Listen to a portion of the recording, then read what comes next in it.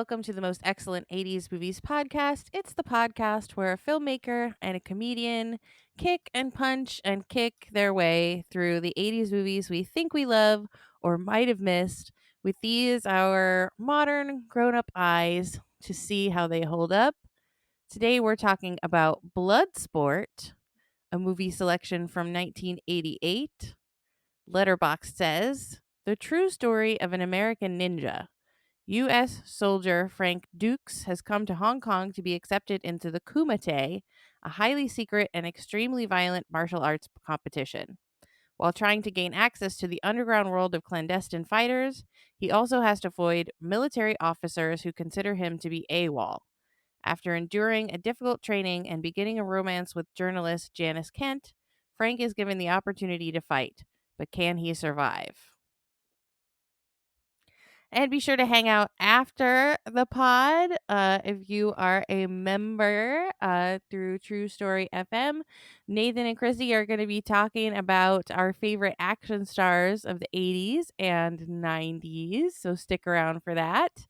But first, I'm Krissy Lenz, director of the Neighborhood Comedy Theater in downtown Mesa, Arizona. And with me, as always, is Nathan Blackwell, independent filmmaker, podcaster. I also teach one class a semester at Glendale Community College's film department. Ooh, that's exciting. Summer break. Summer break. Woo! Kumite is what we do on the summer break. Mm-hmm. Have you seen Bloodsport before? Yes. So I have my history. It's like I'm sure we'll get into this more in the bonus segment, but it kind of ended up being like there were two camps in the 90s. There was Van Damme or Seagal, and I'm sure there would Ah, be enjoyers of both, but I ended up being very firmly in the Van Damme section. Yeah, it's I'm sure when I saw it was probably late teens with my friend Shay. We would watch those kind of kung fu films, and it's like, okay, I would always confuse Bloodsport and Kickboxer, and mm-hmm. so a couple years later, it's like, oh, you know what? I've seen I'm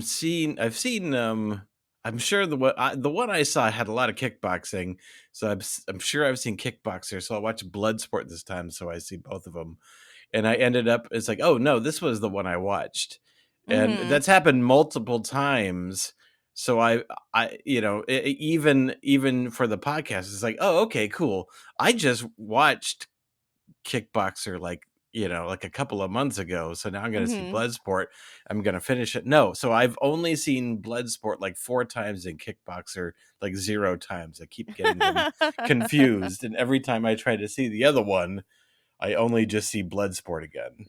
It's just like Bloodsport is the only one. What even is Kickboxer? I've never seen Kickboxer. I don't know. I don't know what it is. Yeah, I mean they were back to back. So like this one was what, 88, Kickboxer was 89. I'm sure it was right off of the heels of this, cuz this was Bloodsport was kind of a sleeper hit, At this Yeah. point Van Damme really hadn't done, this was like his breakout role.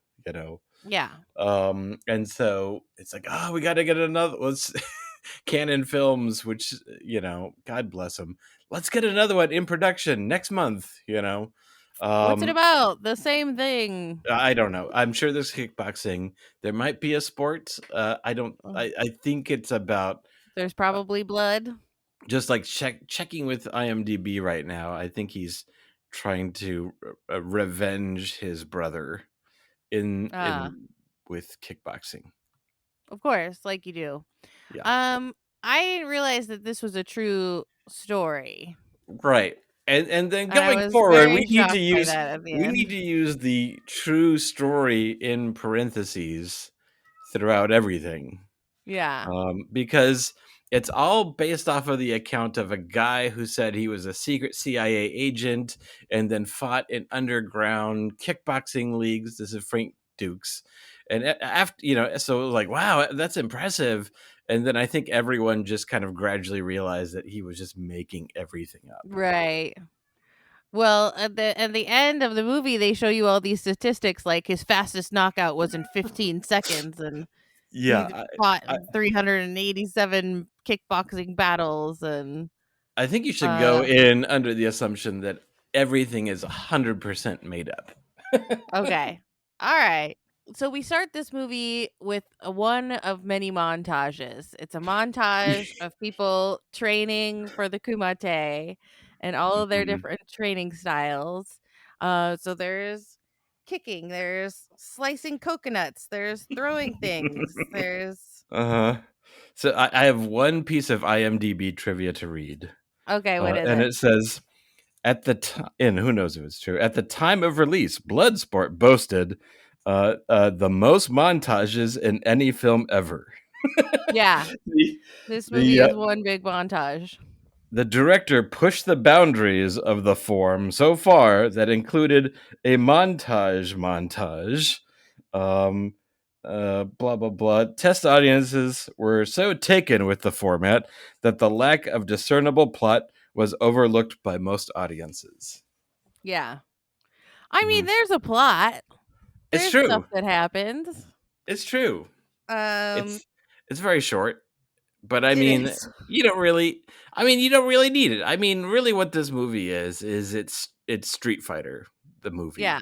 What Street Fighter the movie should have been, or Mortal Kombat the movie, it's Frank Dux. He's kind of the Johnny Cage slash Guile from Street Fighter character who's in the military. He's sucked into it. It's an international group of fighters, all with their own international gimmick, who Mhm. all have to then fight for the grand prize of. I guess it's just the prize of having won. There's like no prize. Everyone's after like the victory of like of being the best. Well, there's a sword. He gets a sword. I don't even remember that. Yeah. They hand him a fancy sword at the end when he wins. Mhm. But they keep talking And a about gift bag. yeah. There's a lovely gift bag. Everybody put something in. There's something from all the nationalities. Mhm. Um so Dukes is going to Hong Kong. Everyone knows he's going to Hong Kong. The military is like, you're not allowed to go to Hong Kong. And he's like, cool, cool. Be right back. And he just runs away from them. I have to take a 1 week shower. Yeah. And Which let us not forget there was like a 15-minute backstory segment where we're following a young Frank Dukes yeah, and why he that got comes into next. this. Yeah. So once he escapes from the military people, he goes to visit his mentor. And I tell you, I didn't realize that this was all flashback. Obviously, when he's a young kid, it's a Uh-huh. flashback. Right. But then he becomes an adult man and we're still in the flashback. He's still in this training montage flashback. The flashback lasts like 20 minutes. There's When we multiple times in the movie that he just looks a direction and then we travel into a montage and it intercuts with him still looking.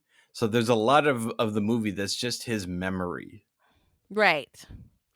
But I love his facial expressions. It's like my favorite thing about dancers or cheerleaders is when they make those like very surprised, very happy, very into it faces as they're doing their routines and stuff. And like Jean Claude Van Damme is like doing that this whole movie. His facial Mhm. expressions are just the best. He's like, this is my flashback montage face. This is Mhm. my do the splits face. Yeah. This is my do the splits punch you in the balls face. And it's truly a treat and a delight. But we spent like the first half hour of the movie all in flashbacks, basically montages and flashback montages. Mhm. He had a friend who he would train with, and Yeah. that friend died, and that's why he's got to go to the Kumite. So So he was he was caught stealing, trying to steal this sword. A bunch of friends. They were all dressed up like they were modern, like from the 80s, 90s kids, even though technically, as I guess it's supposed to be the 70s. Right. And so he got caught, and instead of him getting in trouble, he decides to be the sparring partner of that kid whose dad caught him. It was the dad's house. The Mm-hmm. dad ultimately ends up training him, and he's played by Lao She from the Temple of Doom. That's right, guys, he's back. He's Uh, back. and so it's great to see him in another movie and to see him like get a bunch of lines because he's just been iconic as that Temple of Doom character. But I mean, he's got just a couple of lines in that. Mm-hmm. Um, but yeah, the son, who he's supposed to basically just be a sparring partner with for, I guess, like 10, 15 years, Yeah. he just ends up dying, and then Van Damme says, "No, please train me. I will honor your son. I will honor you. Please, I need something." And the training consists of catching goldfish. Yes, being drawn and quartered. Yes. Doing lots of splits and Hmm. serving Yeah, tea blindfolded. I think we see the moment that he gains his ability to do the splits, like the classic Van Damme moment, because he's like literally being drawn and quartered. And at one point, he then is able to do the splits and he kind of achieves harmony. And Lao She is like flabbergasted. And now he's kind of like leveled up and gained that new ability, which he will then use, I think, like 6 or 7 times. Like I think this is the most splits he does in a single movie, which is like 7. Wow. It's impressive. I'm into it. There's only one bit of nudity in this whole movie, and what is it? I didn't notice any nudity. Oh There's yeah, nudity? Van Damme buns. It's in each of his movies. He has to not only do the splits, but he has to get a bun shot in. Oh, Um, I must have I must have gone to get mhm. popcorn. I didn't notice any buns. Oh I yeah, they were. missed buns. You miss buns. I'm sorry. I'm sure there's a time code there somewhere. Oh.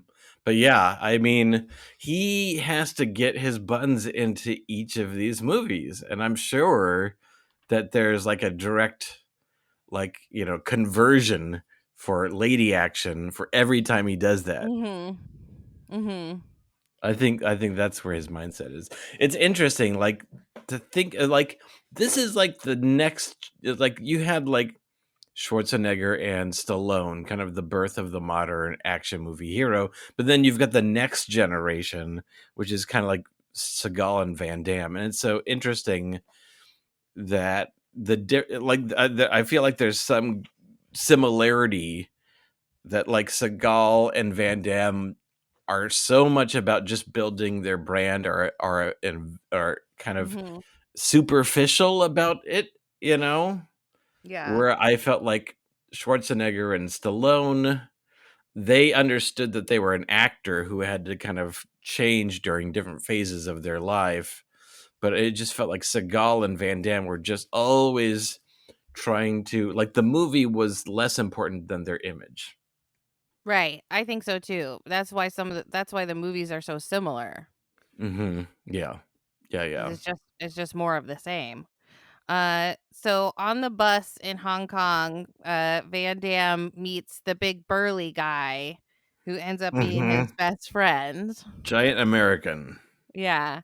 Which is nice because we get to see some wholesome, healthy masculinity between these two and their relationship.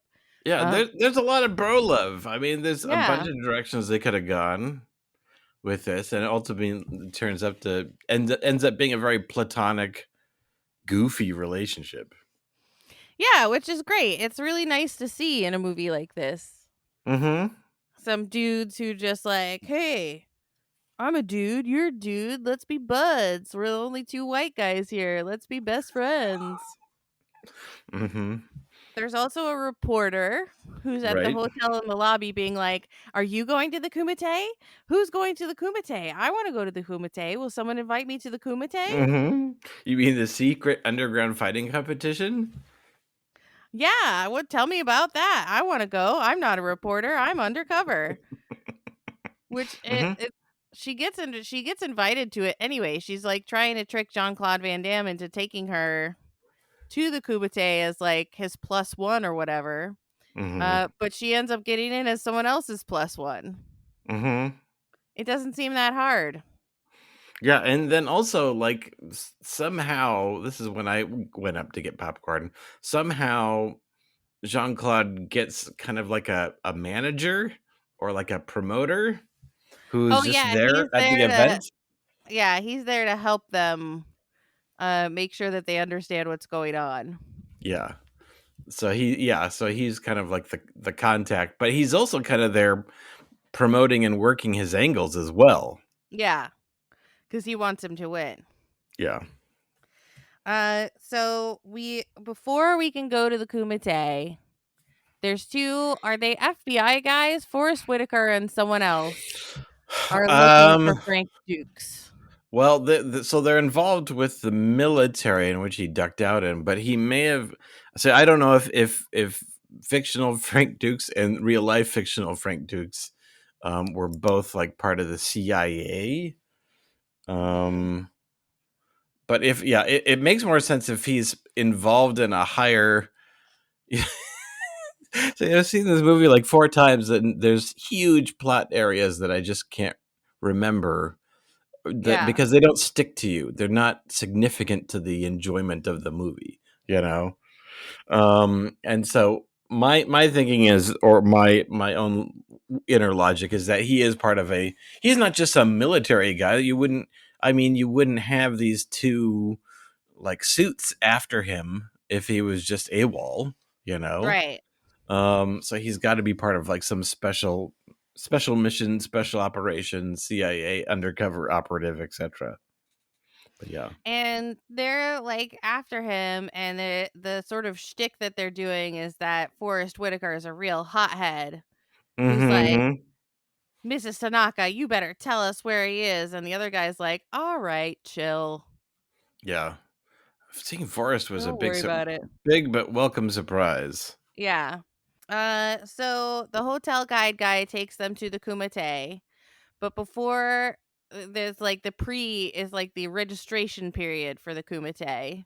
Hmm. And in order to really let Frank Dukes in, he has to break a bottom brick Well, out of a pile of bricks. a lot of these guys, it's kind of like by invitation only, or you have to be a certain house or pedigree, and so he's representing what is it, Tanaka? What is the name of his Yeah. mentor? Yeah, Tanaka. He's representing them, and it's like, "Yeah, you don't look like a Tanaka dude." So he has to show them like the secret Tanaka superpower ability Mhm. to prove that he is working for House Tanaka, you know, which is, Yeah. I guess, exploding specific bricks, not all bricks that you hit, but you know, like he's hitting a pile, but it's got to be the bottom one that he blows up.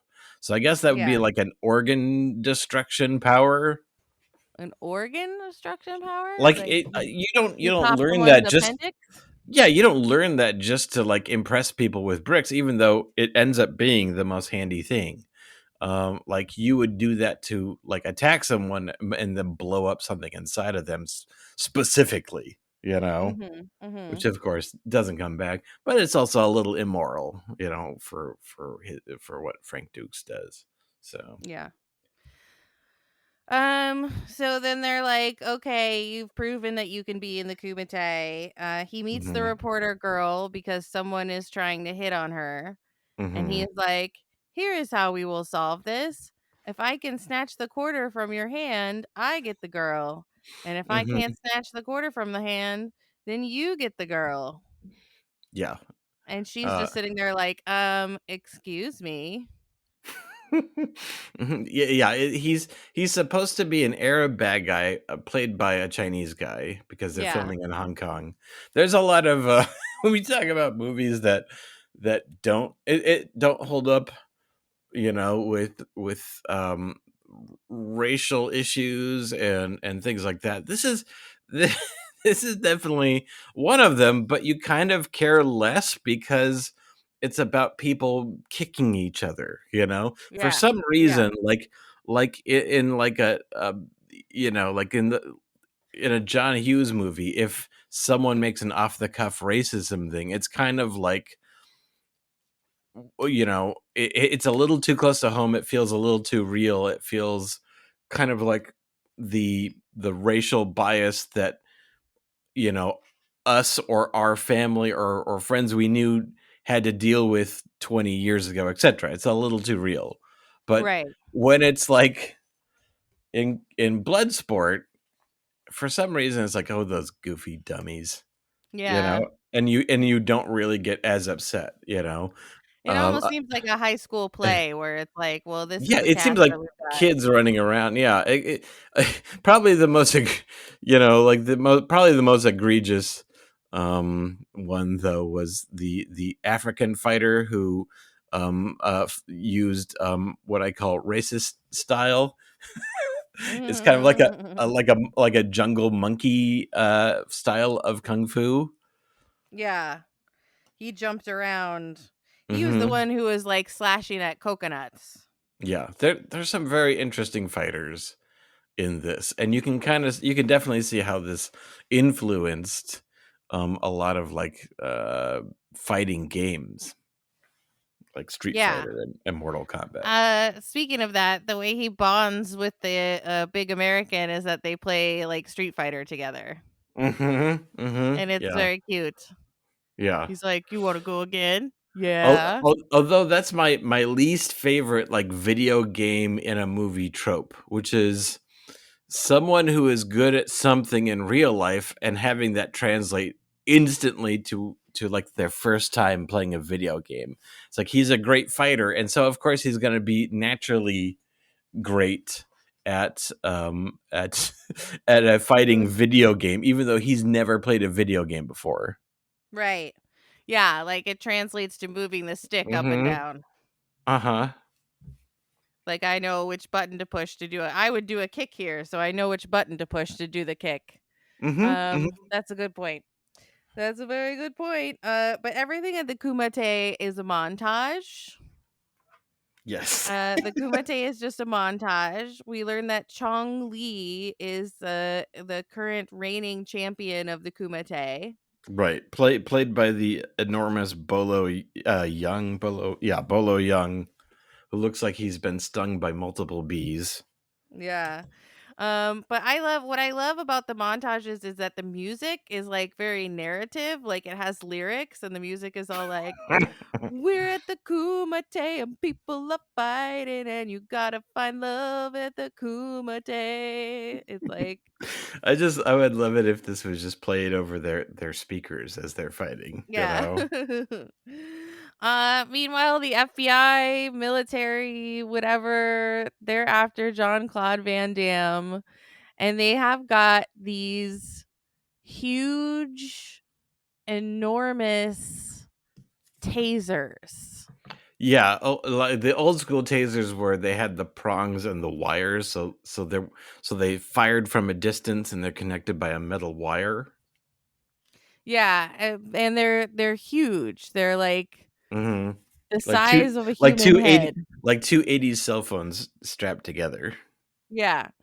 And they tell him, "You want to shit sparks?" Or no, they tell the big guy that. I don't know. They're chasing him. He leads them on a merry chase through the streets of Hong Kong, Hmm. which is pretty great. We go back to the Kumite. It's It's such like a goofy chase too, because he outpaces them and then he stops and does kind of a really mugging, like, "Hey, come on, hurry up," and then runs away again. It does that multiple times. they should be playing the Benny Hill theme song. Do, do, do, do, do, do, do, do, do, do, do, do. But instead it's Hmm. music that's like he's leading a chase and they're running around.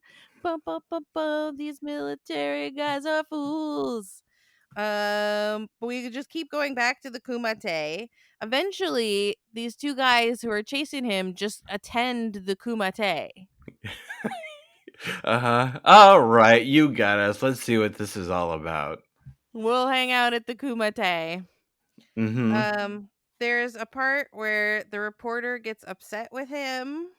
Oh, well, what happened is that Jackson fights Chong Li. So the big American fights Chong Li, and Mm-hmm. he's doing The really bad guy. well. But Chong Li beats him up so bad he goes to the hospital. Yeah.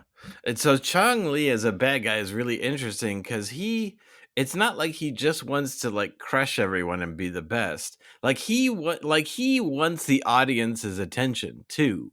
Like just like Jackson, who's like kind of like a pro wrestler, like Chong Li wants to be the heel. He wants to be the villain, and he multiple times he turns to the audience to see what they're doing and plays to the audience. He wants to be the villain, of the Mhm. ring. Mhm. He wants Mhm. that attention. It's not enough for him just to win. Right. He should get his own montage where we learn about why he's such a butthead. So then he goes on a sad train ride montage. There's a It'd be great if he montage where just he's kind of sad. he just turns and looks and then just imagines all the terrible things he did that day to people and then turns back. It's like, what the What was that? Where was he? He just stared into the middle distance for 10 minutes. What was that? He's got montage fever. There's a sad train riding montage. Chong Li eventually kills a guy, right. which it seems And like he should get in more trouble for that. well, I think he did that last Kumite as well. I think that's his thing. That's his rep that he'll occasionally kill people Oh, if okay. he feels it. Well, that's the only time that the Kumite felt like it had any real danger too, though. Yeah, and then it's technically part of the rules, but also the Kumite people at that point turn their backs on him to let them know that they weren't. They thought it was totally uncool, man. Mm-hmm. So technically, I mean, it's full contact, no rules, or I believe it's no rules. But I don't know that they say no rules, but they say full contact a lot. right, right. Yeah, because yeah, there's got to be some rules because um there's a part at the end. I don't know if we want to jump there where Jump there, we're there. Chong Li does super sneaky. It looks like a guy stuffs a pill down his pants, and we're wondering, all right, what's going on here? And it turns out it's a crushable blinding powder pill. Yeah. And I'm sure if there were no rules, then he wouldn't have to be so sneaky. He wouldn't have to Right. get that guy's hand down his pants. Nope. Um, He blinds John Claude Van Damme with this dust. right. And Um, the blinding dust, which then recalls in the training montage of him having trained in another montage. Is he in a montage? Is he remembering something that happened in a montage? yes. Do we actually see that moment? I don't think. I don't know if we do. Where he's blindfolded? Right, but does he during the blinding at the end? Do we actually see that Yes. footage? Yeah, Okay, we do. all right. We So, Because it takes a while. He's like, "I'm blind. I'm blind." And he gets his ass kicked a little bit and he's like, "What can mm-hmm, I do? I can't do nothing. I'm blind." Then he right, has to remember his flashback. right of him as a young boy or a young man serving tea blinded. Mhm. And fighting blindfolded and he's like, "Wait. I know how to do this. I can fight blindfolded. I am gonna remember my montage training." And he wins. Dukes, He does Dukes, a remember foot your tornado. montage. He does a foot tornado. The Mm-hmm. FBI guys are there like cheering him on. The reporter is there cheering him on. And he wins the Kumite. Congratulations. He's there like, here's your sword. He goes to the hospital and he's like, hey, my big friend, I won the Mhm. Kumite and I love you. And his I'm friend's surprised like, that they me didn't too. I'm surprised Chong Li didn't kill Jackson and that Yeah, he's me still too. alive. But they would have raised the stakes, and I think most movies would have done that. But on the upside, you get a happier resolution, Yeah. you know. I was really glad that there was that this movie wasn't too serious, like that they Yeah, didn't kill the friend. yeah. Because but he takes his Harley Davidson neckerchief Mhm. and it's like a big deal that he's got the Harley Davidson neckerchief and he like squeezes it. Chong Li like squeezes it in his fist. And then at the end, when Jean Claude Van Damme gives it back to Jackson, he's like, anywhere you go, my friend, if you need me, I'll be there. You brought me back my Harley Davidson neckerchief. It's beautiful. It's a beautiful moment. It's a beautiful friendship. I mean, there's not much you can say about this movie because it's all montages. But there's also a lot of love too, I have to There's a say. lot of love. There's a love scene with the reporter. I guess that must be where the buns come in. Yeah, it's post love scene, and there's no nudity for her, but she turns around and looks, and he's slowly pulling his underwear up. Oh, right. That makes perfect And sense. he's oiled too at the time. Well, that's he has to oil himself Right. every day. Mhm. He's got to be oily.